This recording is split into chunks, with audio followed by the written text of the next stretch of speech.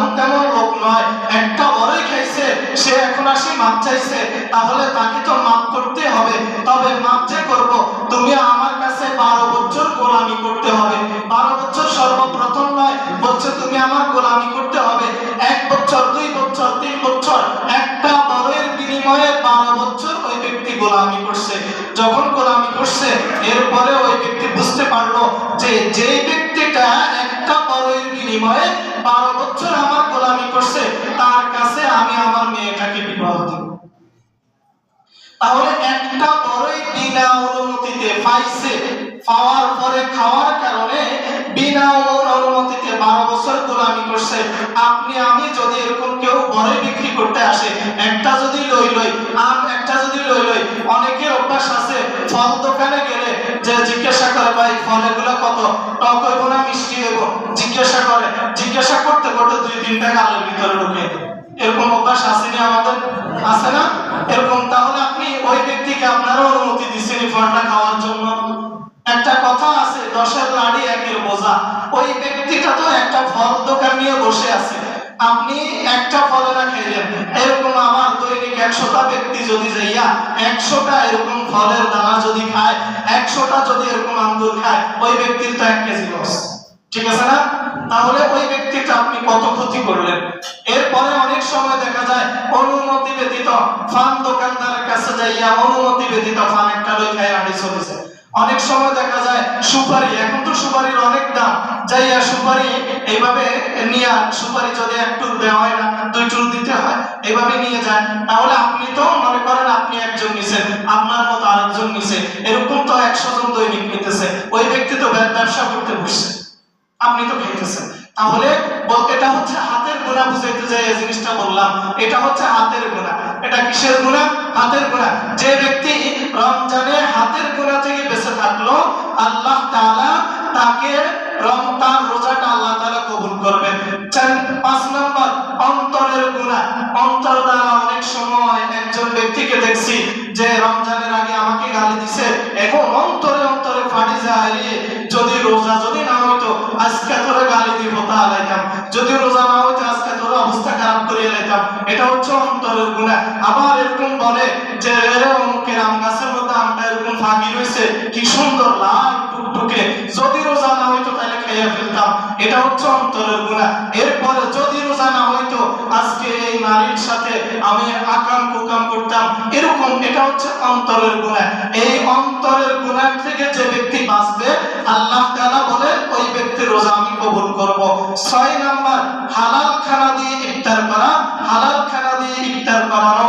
যে ব্যক্তি হালাল খানা দিয়ে, যে ব্যক্তি রোজা রেখেছে, তার হালাল খাদ্য দিয়ে সে ইফতার করতে হবে।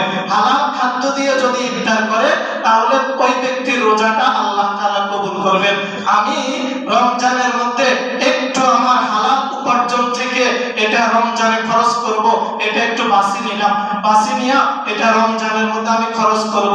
যদি রমজানে কেনাকাটা করি, খরচ করি, আল্লাহ তাআলা আমার রোজাটাকে কবুল করবেন। যদি আমার টাকাটা হয় দান্দাবাজি, আমার টাকাটা হয় সুদের, আমার টাকাটা হয় ঘুষের, এই ঘুষের টাকা দিয়ে, সুদের টাকা দিয়ে আমি বিরাট 200-300 লোক আয়োজন করে ইফতার করাইলাম, ওই ইফতারটা আল্লাহ তাআলা কবুল করবেন।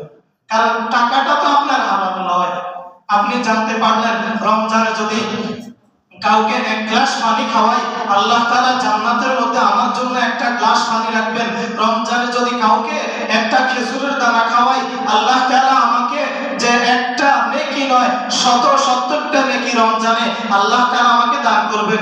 এই জন্য কি চুরি করা মাল অথবা চুরি করা টাকা, ঘুষের টাকা, সুদের টাকা, এইভাবে ছিনতাইকারীর টাকা দিয়ে কি ইফতার করামু?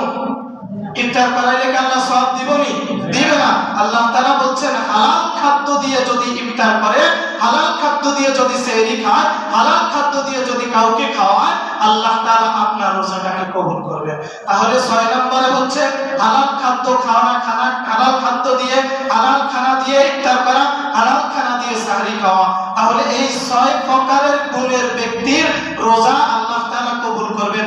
আবার বলতেছি 6 প্রকার ব্যক্তির রোজা আল্লাহ তাআলা কবুল করবেন।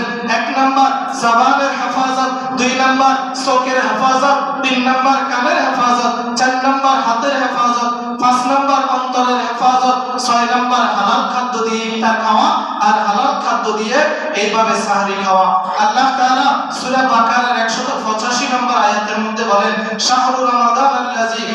উনজিলা ফীহিল কুরআন হুদাল লিন-নাস।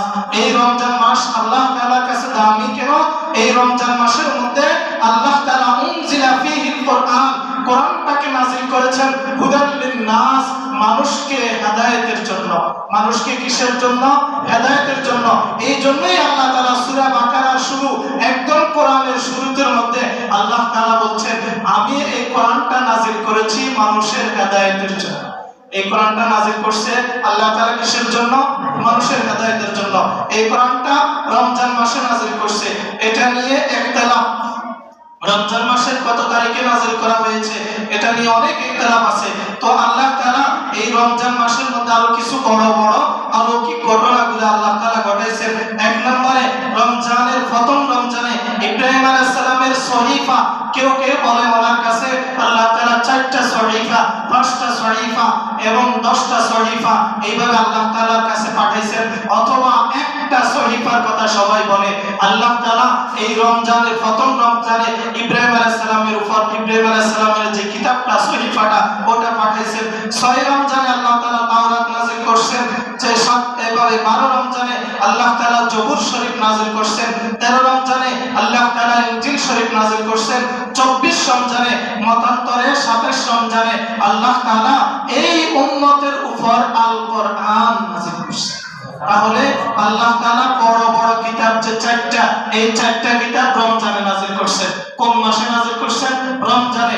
এই জন্য রমজান মাসের বরকত, রমজান মাসের সওয়াব আল্লাহ তাআলার কাছে অনেক বেশি। এটা তাফসীরে মারিফুল কোরআনের মধ্যে আছে, 24 নম্বর পারার মধ্যে এভাবে তাফসীরগুলো আছে। এটা আমরা সবাই দেখে নেব। তাহলে এই রমজান মাস আল্লাহ তাআলা আমাদের কাছে বরকতের মাস। কিছু কিছু কথা বলছি। রমজানের রোজা, এক নম্বর কথা বলছি, রমজানের মজা পাবে 3 জন ব্যক্তি। এক ব্যক্তি, 1 নম্বর মাহাব্বাতি লিল্লাহ, যে ব্যক্তি আল্লাহ তাআলার মহব্বতে রোজা রেখেছে। 2 নম্বর বিকাসরাতি তিলাওয়াতিল কোরআন, যে ব্যক্তি কোরআন তেলাওয়াত বেশি বেশি করছে। 3 নম্বর বিকাসরাতি যিকরিল্লাহি আযজা ওয়া জাল্লা, যে ব্যক্তি বেশি বেশি করে আল্লাহ তাআলার জিকির করেছে। 4 নম্বর বিতারকিল মাআসি কুল্লিহা, যে ব্যক্তি বেশি বেশি করে এইভাবে রমজানের বাহিরে যে সমস্ত গুনাহগুলো করত ওই গুনাহগুলো ছেড়ে দিয়েছে, সেই ব্যক্তি রমজানের মজা পাবে।